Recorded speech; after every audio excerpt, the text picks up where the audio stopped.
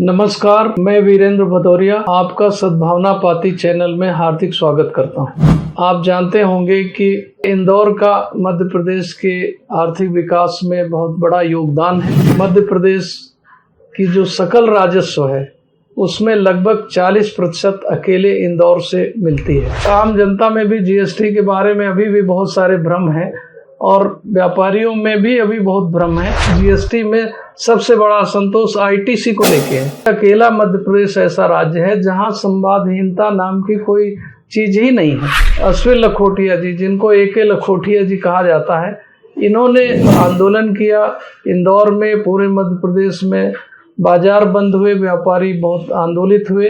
अंत में सरकार को अपना कदम वापस लेना पड़ा। आपने मध्य प्रदेश के लगभग सभी जिलों में कई सेमिनार किए। आज हम मध्य प्रदेश की वाणिज्यिक राजधानी इंदौर में उपस्थित हैं। आप जानते होंगे कि मध्य प्रदेश की जो सकल राजस्व है उसमें लगभग 40% अकेले इंदौर से मिलती है। इसलिए इंदौर का मध्य प्रदेश के आर्थिक विकास में बहुत बड़ा योगदान है। यहाँ वाणिज्यिक गतिविधियां बहुत उच्च स्तर की हैं। आज हम आपका परिचय इस शहर की एक विशिष्ट व्यक्तित्व से कराने जा रहे हैं, जिनका कि केवल इंदौर नहीं, पूरे मध्य प्रदेश में, यहाँ तक कि भारतवर्ष के कर सलाहकारों में और कराधान से जुड़े हुए अभिभाषकों के बीच बहुत सम्मान से जिनको देखा जाता है। सम्माननीय एके लखोटिया साहब, आज मैं आपका बहुत बहुत स्वागत करता हूँ चैनल पर। मैं इनके बारे में कुछ शब्द कहना चाहूंगा। कोई एक संकोची युवा संघर्ष से तप कर किस प्रकार से प्रखर हो जाता है, सक्रिय हो जाता है, समाज में उभर कर आता है, नेतृत्व करता है, उसकी मिसाल है आदरणीय लखोटिया जी। मुझे याद है कि जब मध्य प्रदेश में वैट प्रणाली थी और उस दौरान शासन की ओर से एक विचार ये आया कि जो व्यापारियों की ओर से त्रैमासिक रिटर्न भरे जाते हैं उनके स्थान पर उसको मासिक रिटर्न कर दिया जाए, और जो व्यापारियों द्वारा त्रैमासिक खरीदी की जानकारी व्यापारी वार सूची लगाई जाती है उसको व्यापारी वार समेकित सूची के बजाय बिल वाइज खरीदी और बिक्री की सूची लगाई जाए।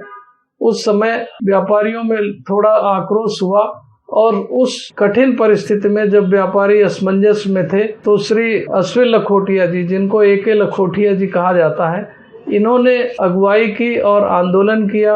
इंदौर में, पूरे मध्य प्रदेश में बाजार बंद हुए, व्यापारी बहुत आंदोलित हुए।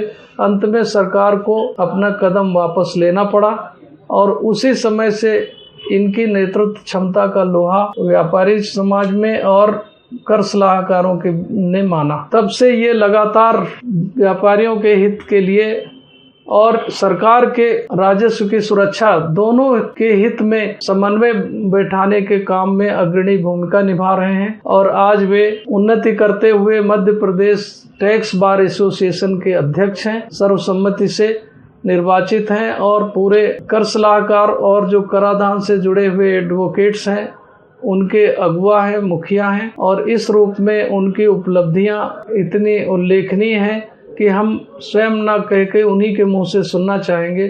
लखोटिया जी, ये बताएं कि ये आपकी जो खासकर जीएसटी आने के बाद जिस तरह से असमंजस व्यापारियों में था और उसके बारे में भ्रम था, उसके भ्रम के निवारण में ये व्यापारियों को और कंज्यूमर को जो भ्रमित हो रहे थे उसके बारे में आप लोगों ने क्या किया और सरकार का भी किस तरह सहयोग किया, उसके बारे में अगर कुछ संक्षेप में प्रकाश डालें। धन्यवाद सर।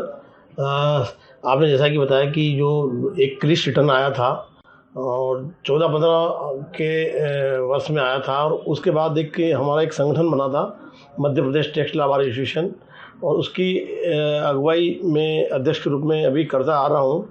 और सबसे पहले तो जब जीएसटी आने वाला था उसके पहले हमने एक रविंद्र नाट्यगृह, जो हमारा इंदौर का सबसे बड़ा नाट्यगृह है, उसमें हमने एक सेमिनार किया और उसमें लगभग 800 मेंबर हमारे पूरे प्रदेश से आए। तो अवेयरनेस के हिसाब से हमने जीएसटी आने के पहले एक बहुत बड़ा सेमिनार किया और उसके बाद हमने अगला सेमिनार उसी रविंद्र नाट्यगृह में परम श्रद्धेय लोकसभा स्पीकर सुमित्रा जी महाजन की अगुवाई में, जिसमें हमारे आदरणीय जयंत मलिया जी मंत्री वो भी थे, वित्त मंत्री, और पीएस भी थे, हमारे आयुक्त भी थे, उनकी अगुवाई में वो कार्यक्रम हुआ और प्रदेश से सारे मेंबर, लगभग 800 से 1000 मेंबर यहाँ इंदौर में आए और जीएसटी को लागू होने के बाद उनको समझा और वहीं से उसकी शुरुआत हुई। और हमने निरंतर जीएसटी में कोई कसर नहीं छोड़ी। लगभग इंदौर स्तर पर कम से कम 200 से 250 सेमिनार, वर्कशॉप, ट्रेनिंग सेंटर शुरू किए और तहसील स्तर पर हमने लगभग 284 जगह पूरे प्रदेश में एक साथ 5 दिन में सभी व्यापारियों को सीखने के हिसाब से वर्कशॉप और सेमिनार लगाए हैं। इसके अलावा स्टेट लेवल सेमिनार हमने लगभग 20 किए होंगे, नेशनल सेमिनार लगभग 5 किए होंगे और ट्रेनिंग सेंटर बहुत सारे चलाए। दूसरी बात है कि हमने जो नाता रखा कि जहाँ जहाँ ज़िले हैं, जहाँ एसोसिएशन बने हुए हैं ज़िलों में या तहसील स्तर पर, वहाँ पे हमारे जो एसोसिएशन बने हैं उनसे समस्याएं पूछी कि आपके यहाँ कानूनी दिक्कत क्या आ रही है, जीएसटी में क्या दिक्कत आ रही है और या कहीं अधिकारियों में क्या दिक्कत आ रही है। उन समस्याओं को इंदौर पे मुख्यालय लेवल पे हमारे जो वरिष्ठ जो आयुक्त महोदय रहे हैं और जो बड़े अधिकारी रहे हैं उनके माध्यम से उन समस्याओं को हल करने में कोई कसर नहीं छोड़ी। और आज पूरा प्रदेश पूरा एक छत के नीचे है। पूरा प्रदेश जानता है कि हम समस्याओं को, चाहे वो व्यक्तिगत समस्या हो किसी साथी की या पूरा इश्यू लेवल पे हो, हम उनको सुलझाने में कोई कसर नहीं छोड़ते हैं। साथ ही एक और बात कहना चाहूँगा कि हमारे तत्कालीन जो आयुक्त महोदय रहे हैं यहाँ पे, आदरणीय राघवेंद्र कुमार सिंह साहब, पवन शर्मा साहब, डीपी आहूजा साहब, जाटव साहब, स्वतंत्र कुमार सिंह साहब, अभी वर्तमान में धनराजू साहब है, हमने जब भी उनको बुलाया बड़े सेमिनार में या जीएसटी के बड़े आयोजनों में, वो हमेशा आए और उन्होंने हमारा मार्ग प्रशस्त किया। दूसरी बात है कि हमने जितने भी यहाँ पे विभाग की ओर से कोई एसओपी बनी है या कोई सर्कुलर बने हैं, उनमें हमको विभाग की ओर से बुलाया गया। हमने हमारा जो भी हमसे मार्गदर्शन हमें देना था वो दिया। इस तरह समस्याओं में हमने कोई कसर नहीं छोड़ी कि जो समस्या आ रही उनको हल करने में। एक और बात ज़रूर कहूँगा कि हमने पूरे प्रदेश लेवल पे जीएसटी संबंधित समस्याओं के संबंध में जीएसटी काउंसिल के हमारे सदस्य जो मेंबर रहे हैं, उसमें सबसे पहले हमने बुलाया था प्रिंसिपल कमिश्नर आदरणीय उपेंद्र गुप्ता जी, जो दिल्ली से हैं। वो जीएसटी काउंसिल से सीधे तौर पर जुड़े हुए हैं। 3 घंटे तक लगातार हमने समस्याओं पर चर्चा की, समस्याओं के साथ समाधान भी दिए। ऐसी चर्चा हमने स्पेशल सेक्रेटरी अरुण गोयल साहब के साथ की इंदौर में। और एक ऐसी समस्या लगभग 6.5 घंटे तक आदरणीय तलवार साहब के साथ समस्याओं के संबंध में चर्चा की। तो पूरा प्रदेश में एक ऐसा बना हुआ है कि भाई हमारी समस्याएं हैं तो हम सरकार के सामने किस तरह पॉजिटिव रूप से रखें और सरकार का भी राजस्व का नुकसान नहीं हो और हमारे व्यापारियों को भी कोई समस्याएं नहीं आए। हमारे एडवोकेट भाई है या कर सलाहकार ले लें या सीए ले लें या एडवोकेट ले लें, सभी कोई समस्याएं नहीं आई। इस तरह से हमने साथ मिलके विभाग और कर सलाहकार व्यापारियों के साथ मिलकर कार्य किया है। मुझे ये भी ध्यान आ रहा है कि आपने जो जिक्र किया कि यहाँ पर बहुत सेमिनार किए, बहुत बड़ी संख्या में सेमिनार किए। मुझे ये भी स्मरण आता है कि आपने मध्य प्रदेश के लगभग सभी जिलों में कई सेमिनार किए और वहाँ के जो कर सलाहकार थे, वहाँ के व्यापारियों को भी आप लोगों ने मार्गदर्शन दिया।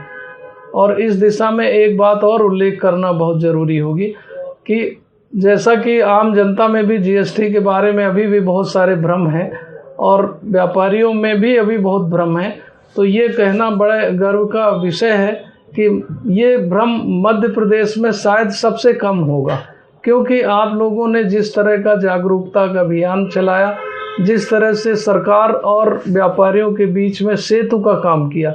मूलतः कर सलाहकार का काम ही व्यापारी एक तरह से टैक्स कलेक्टर है। सरकार के बिहाफ में वो जनता से, कंज्यूमर से टैक्स वसूलता है और सरकार उस पर भरोसा करती है और वो टैक्स को जमा करता है निश्चित समय पर। इस तरह से वो एक तरह से व्यापारी सरकार का ही काम करते हैं बिना कोई फीस लिए। और वो व्यापारी अगर कानून के जाल में उलझ जाते हैं तो उनको निजी तौर से बहुत परेशानी होती है।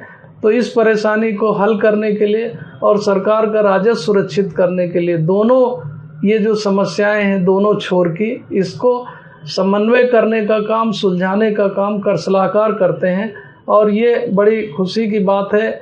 इसलिए हमें आपसे आज मुलाकात हमारे लिए बड़ी उल्लेखनीय है कि भारतवर्ष में सभी राज्यों में आज भी बहुत सारी संवादहीनताएं हैं व्यापारियों में और सरकार के बीच में, लेकिन हमें लगता है कि ये अकेला मध्य प्रदेश ऐसा राज्य है जहां संवादहीनता नाम की कोई चीज़ ही नहीं है।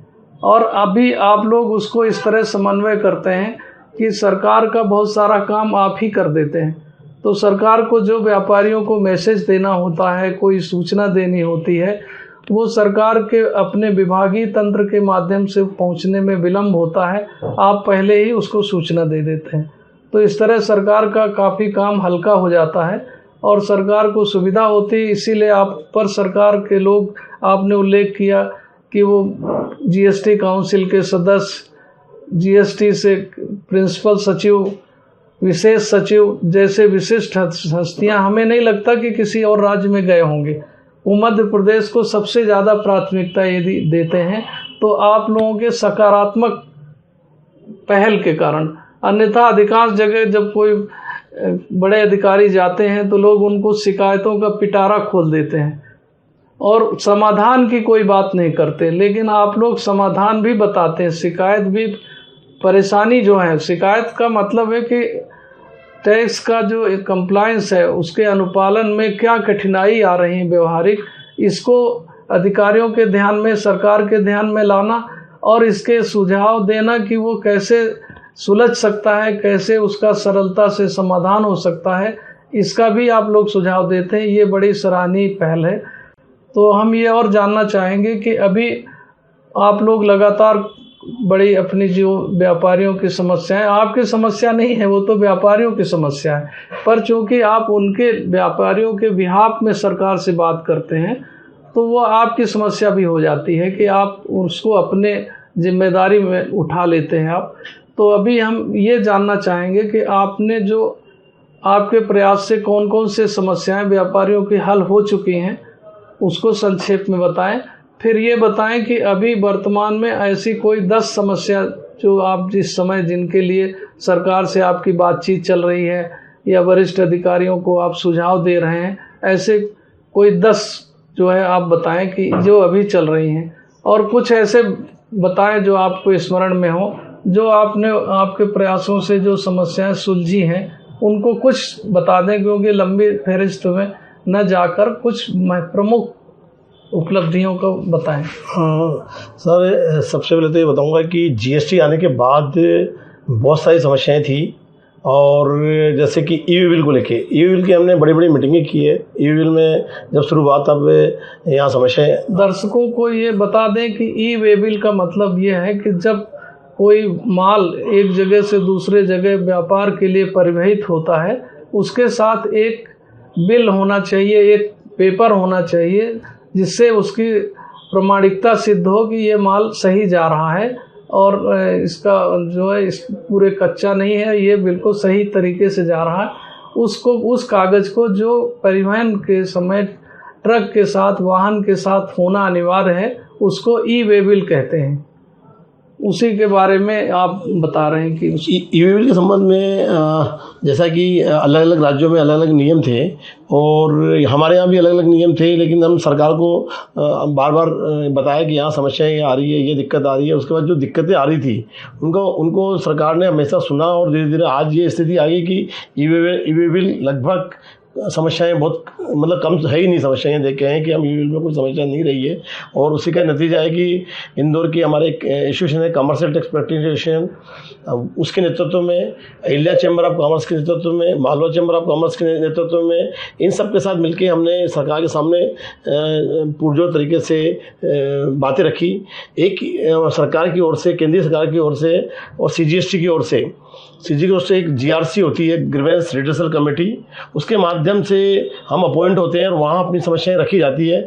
उसके माध्यम से भी हमने बहुत सारी समस्याएं रखी, जिसमें मुख्य रूप से 73-74 सेक्शन होता है, जिसमें चोरी भूलवश भी होती है और चोरी जानबूझ के की जाती है। 2 सेक्शन होते हैं, 73 और 74। 73 में भूल से होती है, 74 में जानबूझ के होती है। उस संबंध में हमने समस्या रखी थी कि दोनों को 73 और 74 को एक कर दिया जाए, और उसी का परिणाम है कि वो आज 74 एक के रूप में नया विकल्प आ गया, दोनों को एक कर दिया है। उसमें कई समस्याएं आ रही थी बहुत सारी, वो टेक्निकल उसको हमारी मांग के अनुसार उसको पूरा किया है। और अभी जो जीएसटी रिटर्न को लेके, रिवाइज रिटर्न को लेके बहुत सारी समस्या आ रही थी, उसको जीएसटी 1 को रिवाइज करने की 1 को अपन रिवाइज कर सकते हैं, और 3B को रिवाइज करने के लिए हमारी मांग अभी लगातार बनी हुई है सरकार से, तो उसका भी मैं समझता हूँ कि वो जल्दी इसका हल आएगा। एक और AITP जो all India tax practitioner federation है, उसके साथ भी मिलकर हम काम कर रहे हैं, और उसके साथ मिलकर सरकार के सामने दिल्ली तक जो उच्च अधिकारी रहेंगे उनके सामने भी हम अपनी समस्याएं रखेंगे। जैसे कि सर ने अभी VS भदौरिया साहब ने बताया कि कुछ 10 बड़ी समस्याएं जो हमारी है वो मैं आपको अभी बता देता हूं। जो अभी हमने GRC मीटिंग हुई थी हमारी, उसमें भी हमने रखी थी। उसी संदर्भ में सबसे बड़ी समस्या है कि हम एक देश एक कर एक बाजार की बात कर रहे हैं। उसमें IGST, CGST, SGST, जब ITC को हम समायोजित करते हैं तो सरकार ये बोल रही है कि पहले IGST करो, फिर CGST को एडजस्ट करो, फिर SGST को एडजस्ट करो। तो क्या SGST लास्ट में रह जाता है, तो उसके कारण क्या होता है कि व्यापारी के अकाउंट में 50 लाख, 1 करोड़ या 2 करोड़ या 20 लाख जो भी बैलेंस पड़ा रहता है, जबकि वो एक कलेक्शन एजेंट है। ऐसे में उसका व्यापार व्यवसाय प्रभावित हो रहा है, पैसा कलेक्शन किया हुआ उसके खाते में मतलब वो समायोजित नहीं कर पा रहा है। तो ये एक बड़ी समस्या है, वो हमने रखी है। दूसरी समस्या GSTR 1, जैसा कि GSTR 1 और 2 और 3 जब GST लागू हुआ तब आने वाले थे, 2 नहीं आ पाया, ये बहुत बड़ी विडंबना है। और GSTR 1 और 3B, GSTR 1 में सेल जाती है और 3B में उसका अंतिम कैलकुलेशन परचेज जो सेल का जाता है गणना जाती है। तो 1 की लेट फीस लग रही है अभी, CGST में ऑडिट के समय लग रही है या रिफंड लेते वक्त लग रही है। तो हमारा ये कहना है कि GSTR 1 और 3B दोनों एक ही है, क्योंकि अगर 1 नहीं जाएगा तो 3B भी नहीं जाएगा। अभी ऐसा नियम कर दिया है, तो उसकी 1 की जो लेट फीस है वो कानून में जरूर है, उसको हटा देना चाहिए, या पोर्टल पे लेके आए अगर लेना ही है तो हमारी ये मांग है कि इसको हटा देना चाहिए।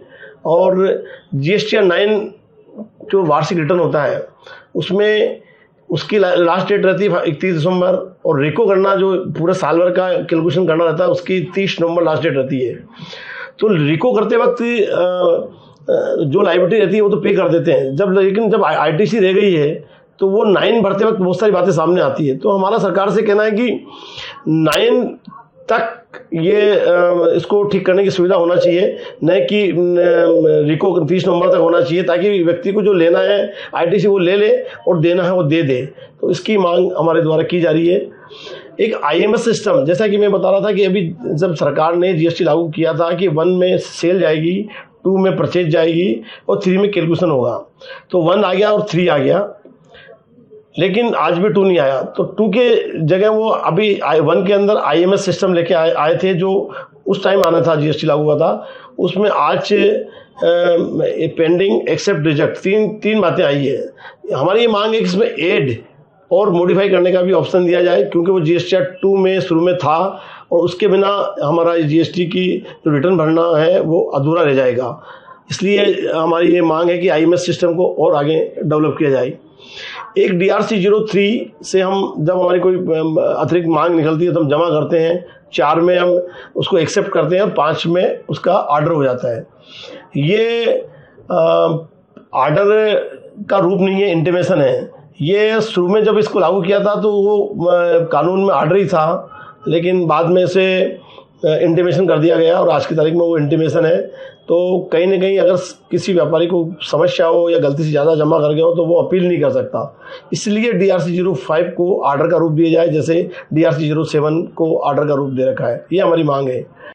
एक छठी मांग है, ITC क्लेम का जो दायित्व होता है वो प्राप्तकर्ता के स्थान पर सप्लायर पर होना चाहिए। इस संबंध में माननीय उच्च न्यायालय के बहुत सारे केसेज हो चुके हैं, जिसमें सनक्राफ्ट एनर्जी का मुख्य केस है। उसमें ये कहा गया है कि आपने सप्लायर के विरुद्ध क्या कार्रवाई की, उसके बाद आप प्राप्तकर्ता से वसूलें, तो वो कहीं ना कहीं उसके ऊपर भी काम करने की ज़रूरत है ताकि साफ़ सुथरा काम हो सके। एक ब्याज की जो मात्रा है 18%, तो वो ब्याज 18% बहुत ज़्यादा है। जैसा कि 18% ब्याज जो लग रहा है उससे क्या होता है कि कम से कम 5 साल 7 महीने और 22 दिन के अंदर 1 करोड़ पे 1 करोड़ ब्याज हो जाता है। तो वो व्यापारी के लिए काफ़ी बड़ा है, क्योंकि पेनल्टी भी लगती है और ब्याज भी लग रहा है और टैक्स भी लग रहा है। तो इस पे कहीं ना कहीं सरकार को विचार करना चाहिए, उसकी रेट कम से कम 12% करना चाहिए। एक रिवाइज रिटर्न की मांग, कहीं गलती हो गई, जैसा कि जीएसटी अपन को केवल एक बार सुधार सकते हैं और 3B को तो हम सुधार भी नहीं सकते। 9 आएगा तब ठीक करेंगे, 9 आता लेट है पोर्टल पे, तो एक ये बड़ी समस्या है।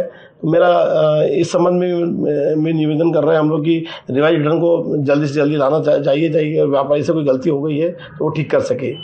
एक सबसे बड़ी समस्या आ रही है कि अपील डिले कंडोनेशन। पुराने जितने भी एक्ट रहे हैं, चाहे वो वेट रहा हो, चाहे कमर्शियल टैक्स रहा हो, चाहे सेल टैक्स रहा हो, चाहे और अन्य एक्ट भी रहे हों, सब में डिले कंडोनेशन के पावर थे। अभी इनकम टैक्स में भी है ऐसा कि अगर अपील किसी कारणों से लेट हो गई तो स्वीकार हो जाती थी। जीएसटी में कहीं ना कहीं उसकी व्यवस्था नहीं है और इस कारण से बहुत सारी अपीलें ऑटोमेटिक ही वो एक्सेप्ट नहीं हो पाती है। तो इस संबंध में भी हम सरकार से निवेदन कर रहे हैं कि डिले कंडोनेशन की व्यवस्था शीघ्र की जाए। एक कि जीएसटी ट्रिब्यूनल की व्यवस्था जो हम ये मांग करते आ रहे हैं कि जैसा कि अभी आदरणीय VS भदौरिया साहब ने बताया कि मध्य प्रदेश में इंदौर एक औद्योगिक राजधानी है। लगभग 40% के आसपास का राजस्व यहाँ से जीएसटी में जा रहा है। तो ऐसे में यहाँ पे इंदौर में जीएसटी ट्रिब्यूनल का होना बहुत ज़रूरी है। अभी भोपाल में स्थापित हुआ है। हमारी मांग है कि इंदौर में, ग्वालियर में और जबलपुर में, यहाँ 3 जगह उसकी एक बेंच खोली जाए। उसके संबंध में हम मांग कर रहे हैं लगातार। इस तरह ये बहुत सारी छोटी मोटी समस्याएं और भी है, लेकिन बड़ी समस्याएं ये है 10 समस्याएं जिनके बारे में मैंने आपको बताया। और हम सरकार के सामने निरंतर इन समस्याओं को उसके समाधान सहित रख रहे हैं। मुझे आशा है कि सरकार इस पर ध्यान देगी और व्यापारियों की समस्याएं हल होगी। कहीं न कहीं कर सलाहकार भी इन समस्याओं से परेशान है, तो उनके लिए भी अगर ये हल होती है तो वास्तव में यह माना जाएगा कि जीएसटी सरल और सुगमता की ओर बढ़ रहा है। धन्यवाद सर। हम बहुत से व्यापारियों से हमारे जो संपर्क में आते हैं जी, वो सबसे अधिक जो है आईटीसी से परेशान है। जी जी जी। आईटीसी में वो बहुत सही तरीके से ठोक बजा के खरीदते हैं और रिटर्न में अपने दिखाते हैं। बाद में पता लगता है कि वो सप्लायर कहीं उसने कुछ त्रुटि की है, उसने रिटर्न नहीं भरा, या बाद में वो उसने कुछ बदनीति की, तो उसका रिजल्ट इनके ऊपर आ जाता है जी। तो उससे बहुत व्यापारियों में बड़ा तकलीफ है। अब इतनी दूर दूर का मामला, कोई व्यक्तिगत संपर्क नहीं रहता कि कोई यहाँ का व्यापारी कलकत्ता से खरीद रहा तो वो जाके उसको जांच करने नहीं जा सकता कि उसकी दुकान में जाए, उसके मन को टटोल ले। तो ये बड़ी व्यवहारिक कठिनाई है। इसको सरकार को बहुत जल्दी समाधान करना चाहिए। जीएसटी में सबसे बड़ा असंतोष आईटीसी को लेके है। जो आईटीसी निरस्त हो जाती है और उसका वहन उसको करना पड़ता है जो कतई उसमें दोषी नहीं, जिम्मेदार नहीं है। तो ये इस पर ध्यान देना चाहिए। और जैसा कि आपने कहा कि ये ट्रिब्यूनल, वास्तव में ट्रिब्यूनल का ऑफिस तो शुरुआत ही इंदौर में होना चाहिए, भोपाल में ब्रांच होना चाहिए। मुख्य पीठ मध्य प्रदेश के लिए तो इंदौर ही उसका हकदार है और इंदौर में ही होना चाहिए। ऐसा नहीं कि भोपाल में होना गलत हो गया। भोपाल में स्थापित है राजधानी के मापदंड से, तो वहाँ रहे। लेकिन एक अन्य पीठ, कई राज्यों में ऐसा है, छोटे राज्य हैं उनके एक से अनेक, एक राज्य में कई पीठ है ट्रिब्यूनल के। तो हम भी आपकी इस मांग का समर्थन करते हैं कि वो पीठ इंदौर में तो कम से कम होना ही चाहिए। ग्वालियर और जबलपुर में भी हो जाए तो व्यापारियों की सुविधा बन जाएगी, लेकिन इंदौर तो पहले नंबर में इस पर विचार करना ही चाहिए सरकार को। और ये बताना भी उचित समझता हूँ कि मध्य प्रदेश में वाणिज्यिक कर विभाग द्वारा जीएसटी लागू होने के कई वर्ष पहले से फेसलेस असेसमेंट की व्यवस्थाओं की ओर काफ़ी कदम बढ़ाए गए थे। उसके नतीजे ये हुए कि जब जीएसटी आया तो लोगों को बहुत ज़्यादा उसका पता नहीं लगा कि जीएसटी के बदलाव से क्या समस्याएं आई। तो कम से कम समस्या आई, इसके लिए हमारे जो उस समय पूर्ववर्ती वाणिज्यिक कर आयुक्त थे, वो काफ़ी उनका परिश्रम और दूरदर्शिता हमारे काम आ गई है। तो इसके लिए भी वो धन्यवाद के पात्र हैं और हमारी शुभकामना है कि आप अपने मिशन में सफल हों और आपके सभी कर सलाहकार इसी तरह से व्यापारियों की समस्याओं का समाधान करें और सरकार के लिए भी उनके हित का भी ध्यान रखें राजस्व की। और आज आपने समय निकाला व्यस्त समय से, इसके लिए हम बहुत आपके आभारी हैं। और आगे भी आप हमें कम से कम जब भी आपके कोई जागरूकता अभियान हो, कोई हो, तो चैनल को ज़रूर सूचना मिल जाए, तो हमारे भी उसमें व्यापारियों के लिए जो खास जीएसटी में जो आम व्यापारी, एक छोटा व्यापारी जो आज व्यापार शुरू कर रहा है, उसको जीएसटी के नाम से ही डर लगता है। तो कुछ ऐसा सरकार की तरफ से और आपकी तरफ से मिला जुला एक शैक्षणिक अभियान होना चाहिए कि जीएसटी की कुछ प्राथमिक जानकारी जो आम जनता को भी, आम व्यापारी को, छोटे व्यापारी को भी पता रहे कि जीएसटी में हमारे ड्यूटी क्या है, हमें सावधानी क्या रखना चाहिए और हमारे रिटर्न भरना या दायित्व क्या है, ये भी पता रहे। तो हम आपसे अनुरोध करेंगे कि सरकार से और आप दोनों मिलके ऐसा कोई एक लगातार वो चलाएं या कोई वेब पोर्टल बनाएं कि लोग खास बातें, बारीक बातों की ज़रूरत नहीं, बारीक जैसे आपने ये इतने नंबर बताए, कोड वर्ड बताए, तो आम आदमी इसको सुन के ही चकरा जाता है, ये है क्या भला। तो मोटे तौर से संक्षेप में और खास बातें, चुनिंदा बातें व्यापारियों को पता होना चाहिए। आप व्यापारी का मतलब एक छोटा व्यापारी भी होता है, आज शुरू करने वाला भी व्यापार जो आज शुरू कर रहा है वो भी है, और जिसका बहुत छोटा कारोबार है, जो अकाउंटेंट नहीं रख सकता, एडवोकेट नहीं कर सकता, उसको भी कुछ चीज़ें पता हो तो पढ़े लिखे लोग बहुत सारा काम खुद ही कर सकते हैं। तो आज आपने समय निकाला, पुनः मैं आपका धन्यवाद करता हूं और दर्शकों को भी उपयोगी लगा होगा, इसके लिए आप अपने कमेंट्स दें और चैनल को सब्सक्राइब करें। धन्यवाद, नमस्कार।